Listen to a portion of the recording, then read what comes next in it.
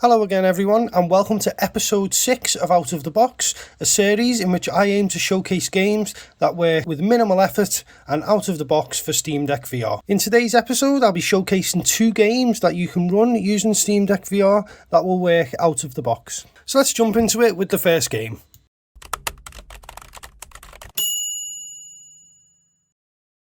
The first game is called Blade and Sorcery, developed and published by Warp Frog. Now, it originally entered early access on the 11th of December in 2018, but since then has developed into a fully fledged VR title. Now, for me, this is another one of those games that I've had in my library for a long time.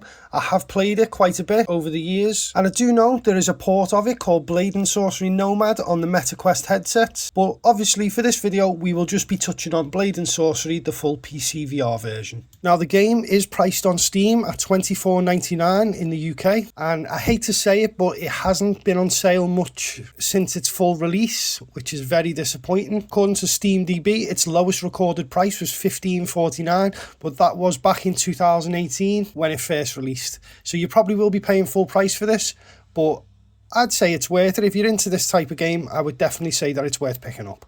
Now, the best way to describe Blade and Sorcery is probably by reading the description on Steam, which describes it as a VR medieval fantasy with full physics-driven melee and ranged and magic combat. And yeah, as the description says, what you see is what you get. It does have physics combat simulation, and it is really good. It's very brutal, actually. I'll say it's really good, but at the same time, it's brutal. Now, the game does simulate weight, so it'll simulate the weight of the weapons and the blows of the weapons by slowing down the movement of your hands. And everything you do in the world is affected by physics. So if you've played a game like Boneworks, you'll probably right at home here. The game also features climbing physics, so you can grab ledges and climb up walls by using the grip buttons. And as you can see in the video, you can also use a zip wire by placing it inside of the rope and then grabbing the 2 edges and it'll slide along. Now, back when I first played this, they didn't actually have much of a story to it. It was kind of a physics sandbox in early access, whereas when they released the full title, they added a new crystal hunt mode where you've got to go and find crystals, and you sort of follow a bit of a loose story which is told you in the game world and on the loading screens. But let's jump into why it's featured on this out of the box episode. What does it perform like for Steam Deck VR? Now, it does work out of the box. Opening the game, running the game causes absolutely no issues. And as you can see by the video, that's what I've set my graphics options to. I did turn the scaling down to 0.85. I disabled MSAA, and I did put the shadows to 5 meters away. Also, for some reason only known to the developers, you can change the gender to which the enemies spawn, which I think is a bit strange, but the option is there. But back to performance, it does have an occasional moment where it might have a bit of hitching, but other than that, performance seems solid, and the graphics can be lowered even further if you do feel it's not quite performing the way it should be. Just don't forget to enable legacy reprojection. So personally, how do I feel about this game? So as someone who loves VR, I do think that it's a solid title. The graphics look really good, the presentation is really good, and the controls and the physics are really good as well. But personally, this is not my type of game. I did pick this up on early access when it was a lot cheaper. I thought it looked okay, but I'm not really a fantasy fan. I also am not a fan of the Boneworks style physics system that a lot of VR games tend to have these days. I find it quite frustrating when I'm trying to grab something or I'm moving around and my arm collides with something in the environment, and then my arm gets stuck in the environment, and then it feels a bit messy to me and a bit wonky, and it does break my immersion just a little bit. I know that they're going for a more realistic approach so that you feel those movements, but for me, it doesn't work. But that is just my personal opinion. If you like those types of games and you like sword fighting games or fantasy games, then I have no doubt you will love this game. And just to touch on that combat one more time, it is really brutal. Like, I remember when I first started killing people on it, I did feel kind of bad for the NPCs that I was killing, but I think that's kind of part of the game as well. It's supposed to simulate that kind of realism aspect of the game. It's got that squeamish quality that I remember first seeing when I originally played Grand Theft Auto 4 when that first come out, and you see some things happen to NPCs that makes you cringe, but that is more to do with the realism aspect. It is still a fairly enjoyable game. I would also recommend that you have quite a large play space for this one. As you'll probably notice in the video, I have to do a lot of rotation with the controller, which can look a bit disorientating. So don't make the same mistake I did, and make sure you've got some space around you before you start playing. So I'm going to let some gameplay roll so you can have a look for yourself, and then we'll move on to the next game.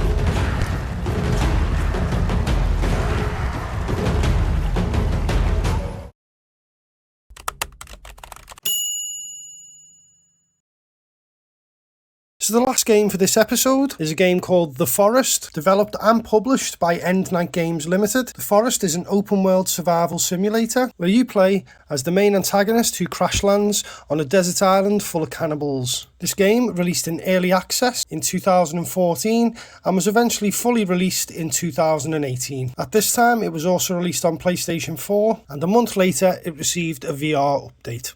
It retails on Steam in the UK for about $15.49, but if you're lucky like me, it can sometimes drop to extremely cheap. I got this game for about £3 on one of the Steam sales, and for that price it is really good value. So, as it's featured on out of the box for Steam Deck VR, how does it perform? Well, lucky for us, there are tons of options that we can modify to get the game to perform really well. Now, I didn't do much in the display settings, but I did make some changes in the graphics options. I made sure that anti-aliasing was turned off. I made sure that far shadows were off. I changed my texture quality to half resolution and made sure the grass density was set to near. I did feel this may have been overkill, as performance was really good. It just gets a bit low during the initial intro sequence, but performance will stabilise, and it is just for the opening cinematic. Now, when I bought this game, I actually had no idea that it had a VR mode. I didn't actually buy it for the VR. I bought it because it was on offer and it looked really good, and it was a nice surprise to see that developers included a VR mode, so I was really excited with that, and I was even more excited when I realised that it works on Steam Deck VR. So just for a bit of context, let's just watch the opening cinematic before I go into further details about the gameplay itself.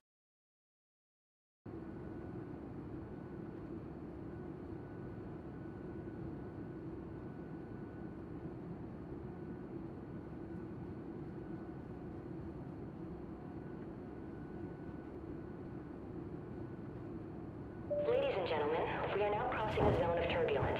Please return to your seats and keep your seatbelts fastened.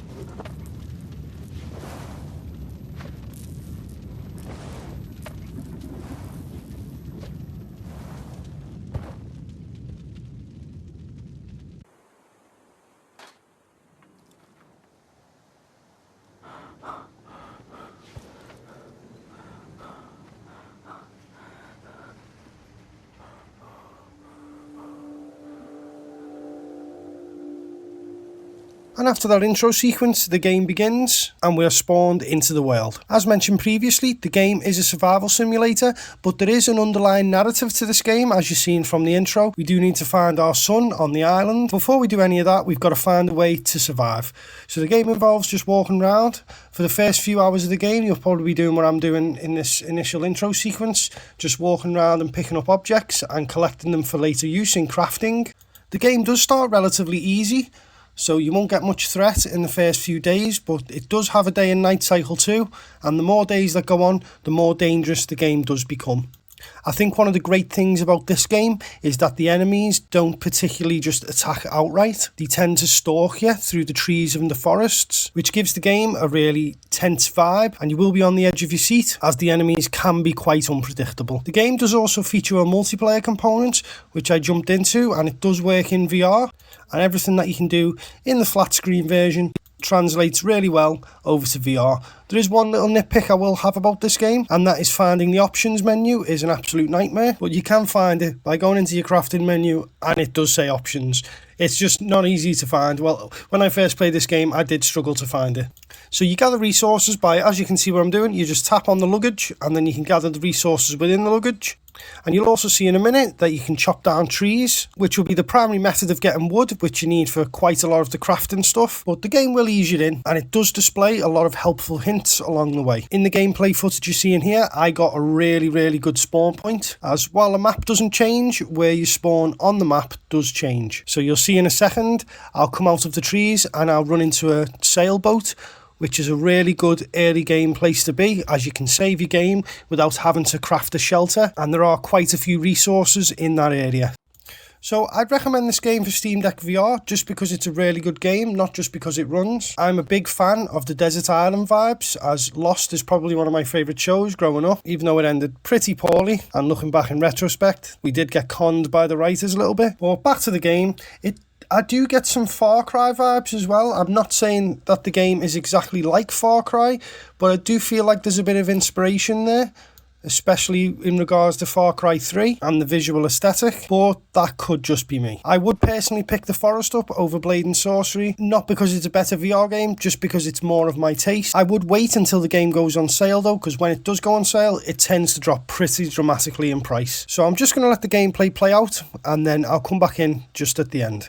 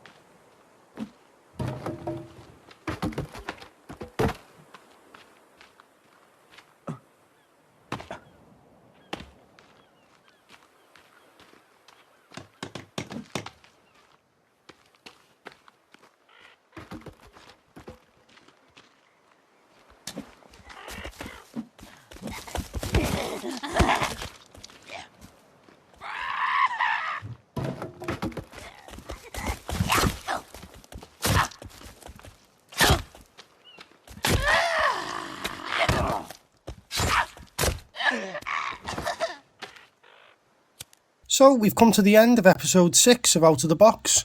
I thought I'd include 2 because I've only been including 1 for the last 2 episodes, and going forward I hope to include 2 as a standard. But I hope you enjoyed the content. Feel free to leave a like and a comment if you've got any trouble running any of these games and I can try and help you with that. Feel free to subscribe as I'm still trying to grow the channel, and that would help the channel quite a bit. So stay safe and I'll see you in the next video.